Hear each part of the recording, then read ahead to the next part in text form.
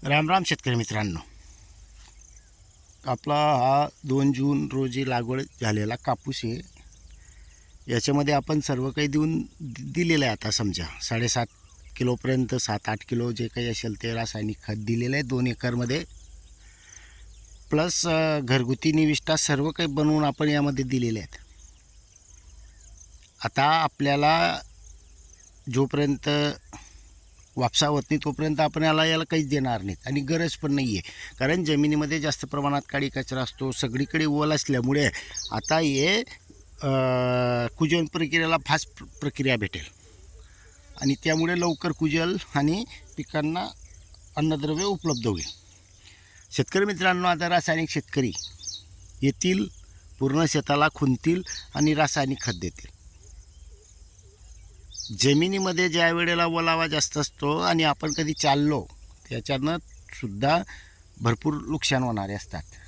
आणि शेतकरी मित्रांनो, बेड पद्धत असेल तर खतं देताना तुम्ही चारीमध्ये चाला आणि बेडवर खत द्या. बेडवर कधीही चालू नका, मुळ्यांना डिस्टर्ब करू नका.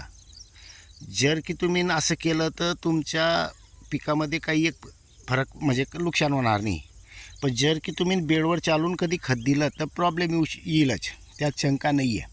कारण जमीन दाबली जाते ओल्यावामध्ये आणि त्या मुळ्या पाहिजे तशा रुख करत नाही. त्याच्यामुळे बेड पद्धत ही चांगली असते. खालती चालायचे, वरती मटेरियल टाकायचे. पण शेतकरी मित्रांनो, ठिबक सिंचन असेल तर SR कल्चर मार्फत आपण ज्या निविष्ठा बनवतो आणि देतो तर त्याचे फायदे असे असतात की आता आपल्याला गरज नाही काही देण्याची. वापसा कंडिशन होईल त्या दिवशी बनवा आणि सोडा, झालं काम.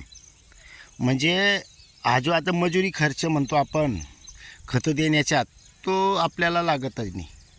मला आता 7-8 वर्षामधून हा खर्च नाही आहे, कारण आपण ठिबकमधूनच काही काही देत राहतो आहे. अजून आपण पेसल डोस तर मी म्हणतो ना, 7-8 वर्षा अगोदरपासून मला माहितीच नाही आहे की मी पेसल खतं दिली आहेत बुवा असं जमिनीतून, म्हणजे असं वर दिलेले आहेत असं. कारण आपण आपल्या कल्चरमध्येच बॉन्डिंग तोडून अल्प खतं देतो आणि पिकांना उत्पन्नात घेतो. शेतकरी मित्रांनो, फक्त आपण जे आता कोंबडी खत बनवलेलं आहे ते दिसत असेल तिकडे, ते आपण उशीर झालेला आहे, त्याला देता आलं नाही आहे.